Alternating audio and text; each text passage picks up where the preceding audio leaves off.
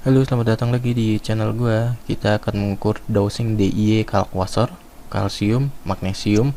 Nanti ada lagi untuk KH-nya itu sodium bikarbonat. Kita ngukur dulu kandungannya ada berapa sih? Ada di handheld. Ini pakai alat namanya XRF. Tahu di sini handheld XRF dari Bruker. Modelnya S1 Titan. Ini alat kantor gua sebenarnya. Jadi musim corona gini gue bawa, kemudian gue bikin video-video buat kantor gue di YouTube, kemudian sekalian aja gue tes. Nah, ini pengukuran yang pertama, kita ngukur magnesium. Kita ingin tahu kandungan magnesiumnya itu sebenarnya ada berapa persen sih kandungan magnesiumnya yang ada di uh, di mana di barang tadi. Nah, satu kantongnya itu dulu gue beli sekitar 35.000, kemudian naik jadi 40.000. Nah, baru-baru ini sekitar seminggu lalu gue beli itu udah 50.000 satu kantong. Gila, naik naik terus. Jadi ya nggak apa-apa lah, tapi kalau dihitung-hitung jadi murah daripada kita beli misalkan yang bermerek gitu. Ya itu jadi lebih mahal kalau kita bandingin dengan yang bermerek. Tapi ini dosingan ini gue udah pakai, gue udah jalan main di akuarium air laut itu sekitar 1 tahun lebih, hampir 2 tahun lah, 2 tahun. Jadi gue udah sering pakai ini, gue selalu pakai ini dosingnya sebenarnya. Kalau mau murah dan mau repot ya bisa pakai ini, kalau nggak mau repot beli yang udah jadi. Ada juga yang merek lokal ya, 100-an sampai 200-an ribu satu itunya, atau bisa 3 ya langsung sekaligus. Nah, ini hasilnya ya, ini masih berjalan analisanya. Yang atas itu M itu magnesiumnya itu sekitar 7%-an. Tapi di sini magnesiumnya masih magnesium oxide, belum magnesium murni, harus dikonversi lagi. Kalau hasilnya 7% ujungnya, nanti kalau dikonversi ke magnesium murni itu sekitar 5-6%. Tapi kita masih bisa pakai ini. Ini kan kita campur pakai air.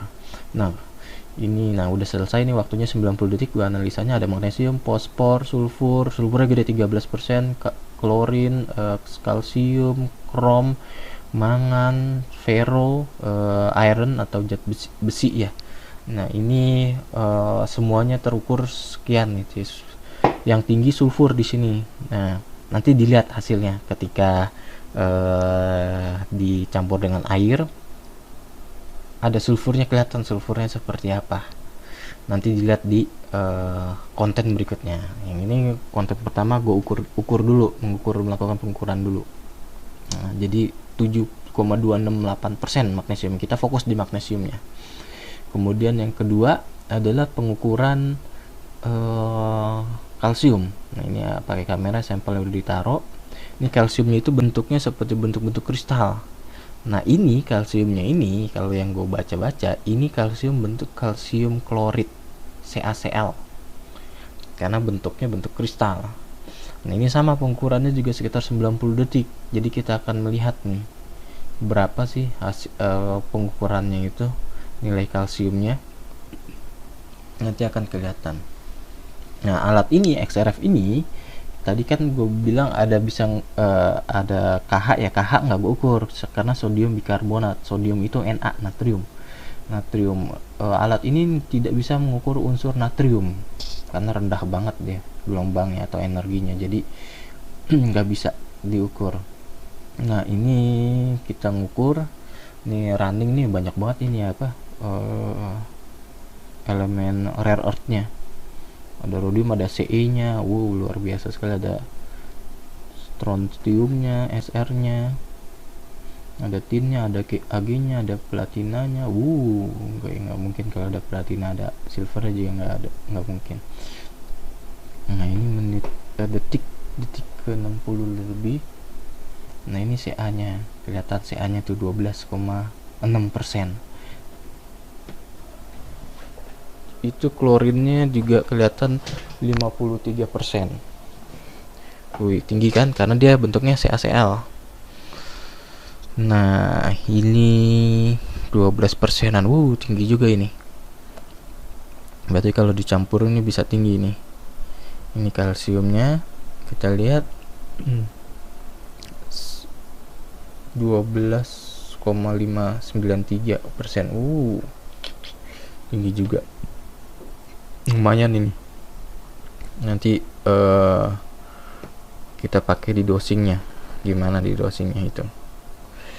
Kita lihat hasilnya 12,593. Kemudian klorinnya ini tinggi karena tadi bentuknya kristal ya, klorin CaCl, kalsium chloride 53%, besar sekali kloridnya.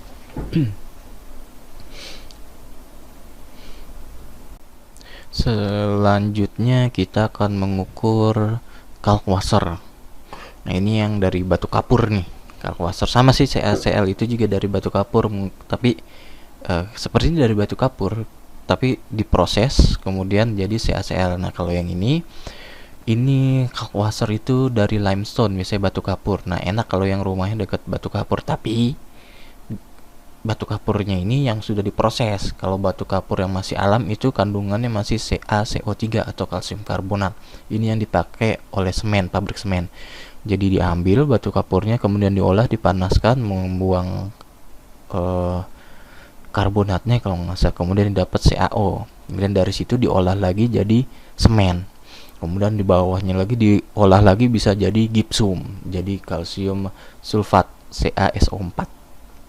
Nah ini kita akan melihat lagi berapa nilai dari kalsiumnya, karena kalkwasser itu dia itu sebenarnya kalsium. Apakah bisa kalau misalnya buat dosing dari Ca? Gue belum pernah nyoba sih, tapi kayaknya nggak bisa, karena kalkwasser ini tujuannya itu kan untuk menaikkan pH, jadi tingkat pH-nya. Jadi kan kita mau kadar pH-nya itu sekitar 7,8 sampai dengan 8,2. Kemudian Ca-nya itu dari 380 sampai dengan 450 ppm. Magnesium itu dari 1280 sampai dengan 1350 ppm. Jadi kita bisa nah ini Ca-nya nih tinggi 34%. Nah, ini kalkwasser ini kalau dicampur dengan air dia butek. Sama seperti CaCl sih, butek juga, cuman dia kalau untuk pakainya ini, kalau kalkwasser ini dipakainya di air, ditaruh di tampungan ATO ya, top up. Oke, sekian. Ya, sekian itu tadi pengukuran 3 tadi itu kalsium, kalkwasser, kalsium dan magnesium. Jadi masing-masing udah ketahuan ukurannya, nilainya berapa, komposisinya. Kalau dia encerkan ke dalam air itu gue nggak tahu jadinya berapa di situ di dalam airnya itu nantinya. Ya itu urusannya kimia ya, ada hitungannya. Tapi gambarannya seperti itu. Dosing, kalau kita mendosing nanti ada tahap konten berikutnya gue bikinkan. Terima kasih.